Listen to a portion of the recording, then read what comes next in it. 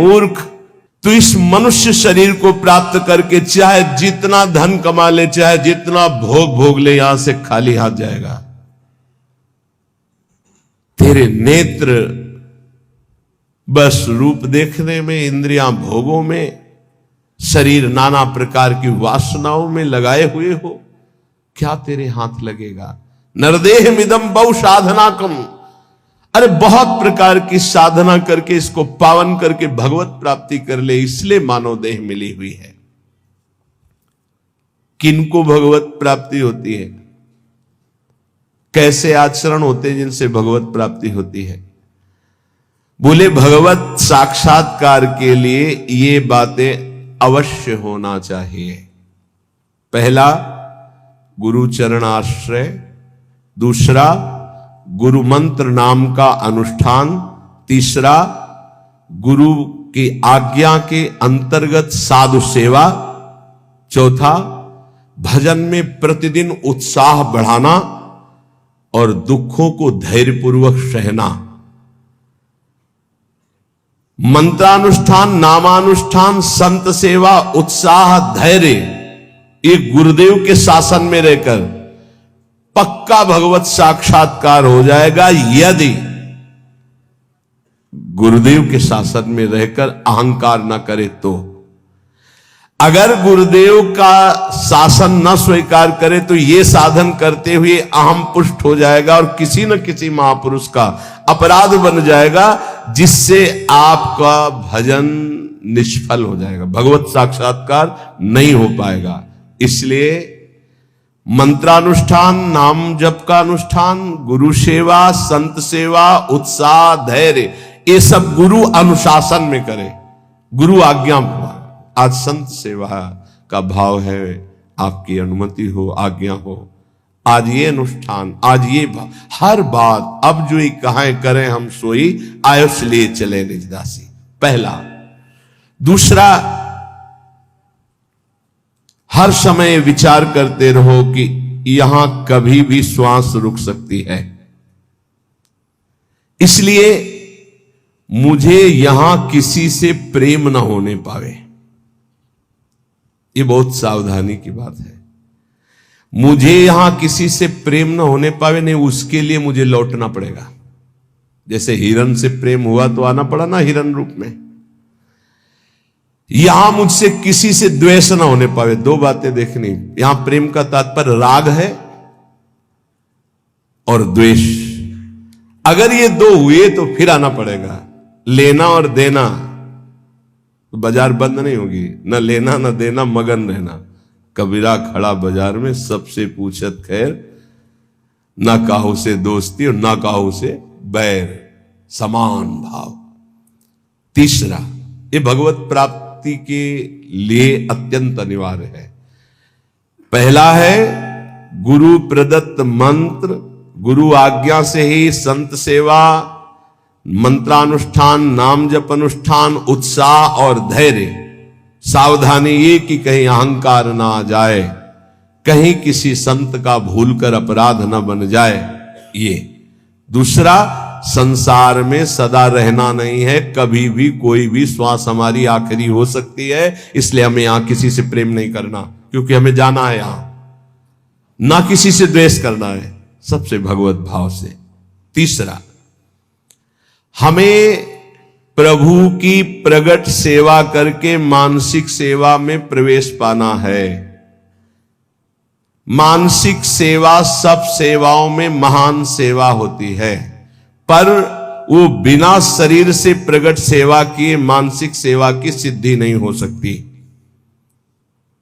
मानसिक सेवा से भगवत प्राप्ति बहुत जल्दी होती है, पर मानसिक सेवा प्रगट सेवा से होती है। चौथा, सब साधनों में सर्वश्रेष्ठ साधन और साध्य नाम पाया गया है। नाम, जो चलते फिरते, उठते बैठते, खाते पीते हर समय नाम जप करता रहता है, 24 घंटे चेतना जब है तब नाम चल रहा है। ये नाम जप का अभ्यास अंत समय के लिए किया जाता है। कि जब हमारा आखिरी समय हो तो नाम जब हमारे हृदय में गूंज रहा हो। जीवन भर आप अभ्यास करो, अंतिम समय भगवान तुम्हारा अभ्यास बन जाएंगे, अंतिम समय भगवान स्मरण बन जाएंगे।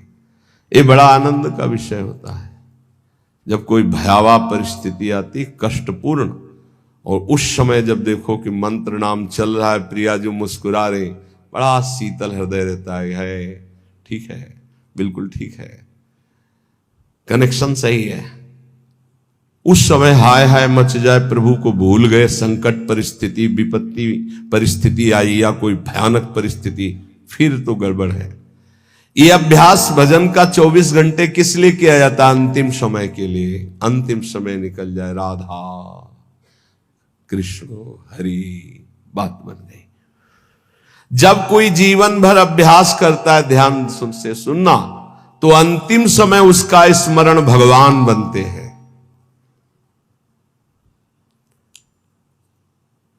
भगवान में अनन्य भाव आ जाना, बस बिल्कुल भगवत साक्षात्कार होने वाला ही है। ये अंदर की बात है, जबान की नहीं है। अंदर से अनन्यता केवल अपने आराध्य देव की अब दर्शन होने वाले ही है। शरणागति का मर्म है पूर्ण आत्मसमर्पण।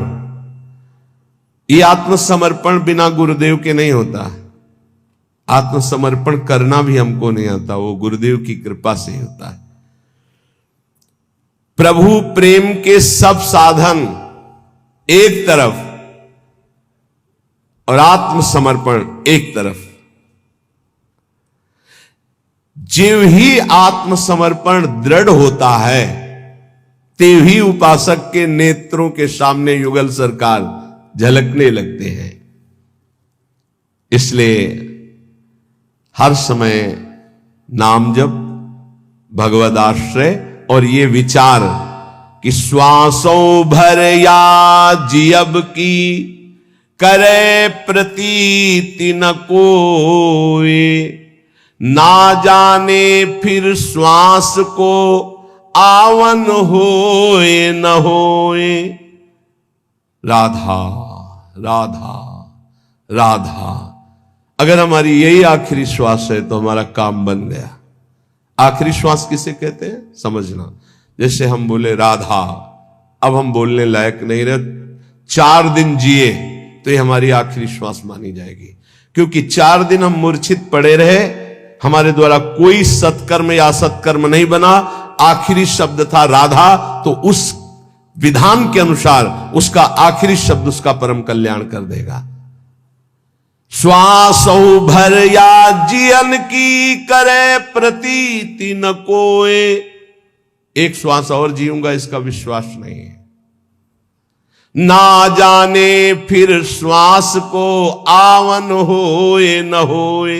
इसलिए वर्तमान की श्वास में राधा राधा।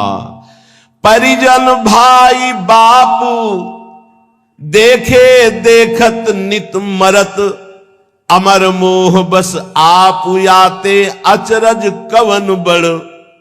तुम देख रहे हो सब जा रहे हैं, क्या तुम नहीं जाओगे? तो हर श्वास को सार्थक क्यों नहीं कर रहे हो? सोई निषिद्ध अरु त्याज्य सो जाते बिसरे नाम। वही निषिद्ध है, वही त्याज्य है, वही दुश्मन है जिसके संग से नाम भूल जाए। त्याग सूत्र ये राख मन विधि जपिबो हरि नाम। सबसे बड़ी विधि है नाम निरंतर चल रहा है। सबसे बड़ा निषेध है जिस व्यक्ति वस्तु स्थान के संग से नाम छूटे उसको त्याग दो, उसका संग मत करो। जाके संग को मति मति उपजय करत भजन में भंग, तजोरे मन हरि विमुखन को संग। जीने को फल पी तब ही जब 8 पहर तब नाम, पी तेरो सुमिरन बिना जीवो कौने काम। प्यारे तेरे जीवन का परम लाभ यही कि हर समय तेरी जिह्वा से नाम चलता रहे। यदि नाम नहीं चल रहा तो तेरा जीना बेकार, किस काम का जीना। इसलिए कुछ प्रश्न हैं बहुत उत्तम, जिनके सारांश में उत्तर हैं, जो हमारे परमार्थ में बहुत सहयोगी हैं। दीनता और नम्रता भगवान को बहुत प्रिय है, इसका क्या लक्षण है? तो बोले जिसके अभिमान का संपूर्ण अभाव हो चुका है, उसी में दैन्यता और नम्रता आती है। दैन्यता और नम्रता भगवान को बहुत प्रिय है, इसका क्या लक्षण है? तो उत्तर, जिसके अभिमान का पूर्ण रूप से अभाव हो गया है। कर्म किसे नहीं बांधते हैं? भगवत प्रेमी महात्मा को या ब्रह्मबोध संपन्न महात्मा को, दो के ऊपर कर्म विधान लागू नहीं होता। सिद्ध महापुरुष भगवत प्रेमी या सिद्ध महापुरुष ज्ञानी तत्वबोध, इन दो के ऊपर कोई भी कर्म लागू नहीं होता, ना संचित कर्म, ना प्रारब्ध कर्म, ना क्रियमाण। तो कह दोगे कि बड़े बड़े सिद्धों के शरीरों में तो शरीर है क्या? वो सिद्ध हो चुके, शरीर से परे हो चुके, कोई भी कर्म उनको बांध नहीं सकता। बकाया सब कर्म के बंधन में बंधे, दो ही मुक्त हैं, या तो भगवत प्रेमी महात्मा या तत्वबोध संपन्न ज्ञानी। पुण्य नाश का हेतु क्या है? पुण्य कैसे नष्ट हो जाते हैं? जब कोई अहंकार में भरकर अपने पुण्य की चर्चा करता है, उसी समय सारे पुण्य नष्ट हो जाते हैं। ध्यान देना, वो वृंदावन गए थे, 100 संतों को फिर रबड़ी और खीर पवाई और फिर 100 दक्षिणा भी दी। अरे हम कहा तुझे तो चलता ही रहता, फिर एक एक सेव और महात्मा लोग तो कह रहे थे जैसा तुमने पवाया वैसा तो आज तक पाया ही नहीं, सब गया तुम्हारा, सब गया, जो तुमने किया था सब नष्ट हो गया। ध्यान देना, पुण्य नष्ट कैसे हो जाते हैं? अहंकार में भर करके अपने किए हुए पुण्यों का वर्णन करने से पुण्य नष्ट हो जाते। बहुत ही लाभदायक प्रश्न उत्तर है। 4 लोग बैठे, वो प्रयाग गए थे तीर्थ, संगम में 4 बजे स्नान किया, फिर ऐसा सर्दी तो थी पर हमने कहा ऐसा, और हमने दान भी दिया, वो सब जा रहा है, सब नष्ट हो रहा है। कभी अपने सुकृतों को, अच्छे कार्यों को, भगवत कार्यों को प्रकाशित ना करे। पता नहीं लोगों के दिमाग में क्या भरा रहता है। अपने पुण्यों की गाथा अपने मुंह से अहंकार भर के जो करोगे वो सब नष्ट हो जाएगा। ध्यान देना, पुण्य क्षीण कैसे होते हैं? गुणों का अभिमान करके, गर्व करके पुण्यों का वर्णन करने से पुण्य क्षीण हो जाते हैं। गर्व करके अपने तपस्या, अपने सुकृतों का वर्णन करने से तत्काल वो सब नष्ट हो जाते हैं। महाभारत में प्रसंग है महाराज ययाति के भ्रष्ट होने का। केवल गर्व करके बोल दिया ऐसा ऋषि न पीछे कोई हुआ है ना आगे ऐसा होगा, तत्काल खोपड़ी के बल स्वर्ग से नीचे ढकेल दिए गए। सब ऋषियों का अपमान करने के कारण, गर्व भरे सुकृत वचन बोलने के कारण तुम्हारे पूरे पुण्य खत्म हो चुके, सब नष्ट हो गए। पुण्य क्षीण कैसे होते हैं? अभिमान भरकर अपने पुण्यों की चर्चा करने से। बहुत संभलना, लुटेरे बहुत हैं। आप गए थे, अच्छा लगा होगा वृंदावन में, क्या क्या जैसे ठाकुर जी रखे वैसे चले। नहीं, सत्संग किए होगे, भजन साधन कुछ, क्या सत्संग भजन साधन, ठाकुर जी जैसे। बस किसी को अपनी थैली मत पकड़ाओ, नहीं सब खत्म कर देगा वो। हाँ वो गए थे फिर ऐसा फिर वैसा, नहीं चुप शांत, क्या ऐसे। जैसे हम अपनी असत गलतियों को कभी प्रकाशित नहीं किए, तो सत बातों को क्यों प्रकाशित करें? ये तो अच्छी बात है, इसको छुपाओ। असत बातों को प्रकाशित करो। मेरे जैसा नीच कैसे, ऐसा ऐसा हमसे हो गया। हिम्मत हो तो बोलो, बोलने की हिम्मत नहीं होगी क्योंकि दुर्गति होनी है। जो पुण्य बचे उनको बोल बोल कर खत्म कर दिया जाता है। शुद्ध भाव, भगवत भाव किसके हृदय में जागृत होता है? जो सबसे ममता शून्य होता है। ध्यान रखना, भगवत भाव किसके हृदय में जागृत होता है? जो सबसे ममता शून्य होता है। सबकी ममता ताग बटोरी, मम पद मन ही बांध बटोरी। देखते एक एक प्रश्न और छोटे उत्तर महान चीज है। संसार के बंधन का कारण क्या है? व्यक्ति, वस्तु, स्थान में दृढ़ आसक्ति। मैं इस वस्तु के बिना नहीं जी सकता, मैं इस व्यक्ति के बिना नहीं जी सकता, मैं इस जगह के बिना नहीं जी सकता। बंधन का कारण क्या है? वस्तु, व्यक्ति, स्थान की दृढ़ आसक्ति। धन्यवाद का पात्र कौन है? जो समदर्शी ब्रह्मदर्शी महापुरुष है। समदर्शी वासुदेवा सर्वमिति, जो सर्वत्र भगवान को देखता है, वो धन्यवाद का पात्र है। महान श्रेष्ठ पुरुष किसे कहते हैं? जो अहंकार नष्ट कर चुका है अपना, वही महान पुरुष है। अहंकार रहित हुआ ही महान पुरुष है। ये जन्म मरण के चक्कर को पुष्ट करने वाली साकल क्या है? साकल माने बांधने वाली। बोले भोगों की वासना ही ये साकल है जो जीव को बांधती है। सुख प्राप्ति का उपाय क्या है? नाम जप करते हुए भोगों की तृष्णा का त्याग करना। तृष्णा कहते हैं भोगे हुए भोग को बार बार भोगने की इच्छा का नाम तृष्णा है। फिर प्रश्न सुनो, सुख कैसे प्राप्त हो? बोले जो नाम जप करते हुए भोगों की तृष्णा का त्याग कर देता है, वो सुखी हो जाता है। जन्म कैसे होता है? बोले अज्ञान के कारण।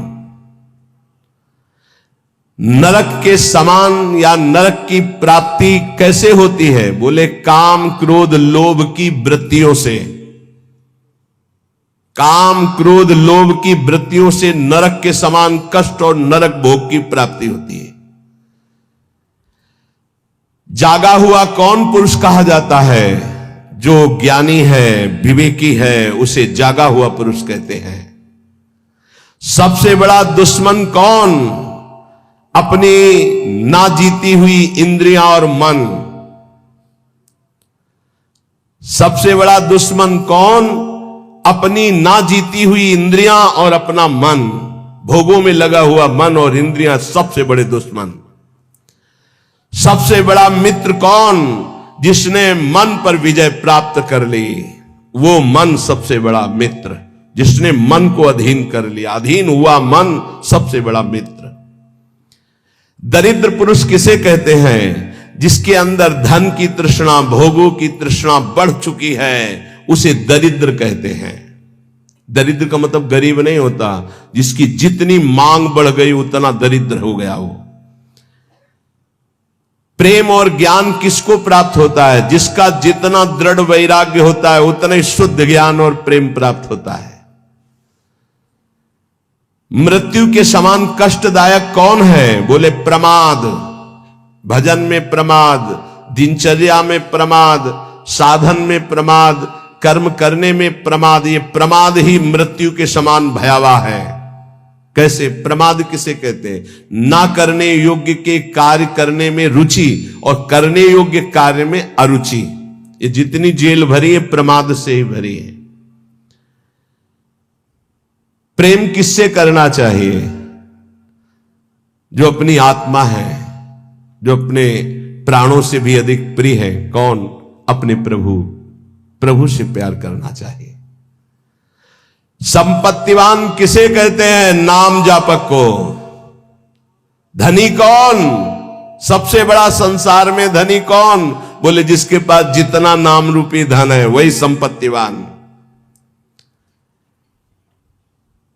ऐसा कौन सा बंधन है जिसे खोलना बहुत कठिन है? बोले आसक्ति।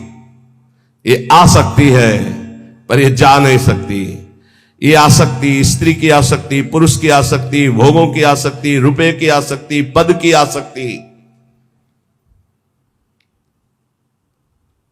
शीघ्र से शीघ्र क्या किया जाए? भजन। शीघ्र से शीघ्र भजन कर लो, पता नहीं कब श्वास रुक जाए। जो मदिरा जैसे मतवाला कर देती है, निर्णय लायक नहीं रखती, ऐसा ही क्या है जो मदिरा की तरह मादक करके भ्रष्ट कर देता है? बोले धन का नशा, धन का नशा। अंधों में अंधा पुरुष कौन है? मतलब अंधों से भी अंधा पुरुष कौन है? बोले जो काम से व्याकुल हो चुका है। वो नहीं देखेगा कि बेटी है कि बहन है कि पूज्य है कि क्या है। कोआ मदांधो मदना तो रोवा। जिसके अंदर काम सवार हो गया वो नीच पुरुष कुछ भी कर सकता है। कामातुरोवा। अंधा कौन है? अंधों में अंधा बोले जो कामातुरोवा। चित्त की एकाग्रता हो गई, इसका परिचय क्या है? उठते बैठते चलते फिरते हर समय प्रभु के ध्यान में वृत्ति बनी रहे, यह चित्त की एकाग्रता है। इस संसार में सबसे बड़ा लाभान्वित कौन हुआ? जिसे भगवत प्राप्ति हो गई। अत्यंत दुखद क्या है? सबसे बड़ा दुख क्या है? भोगों की आशा।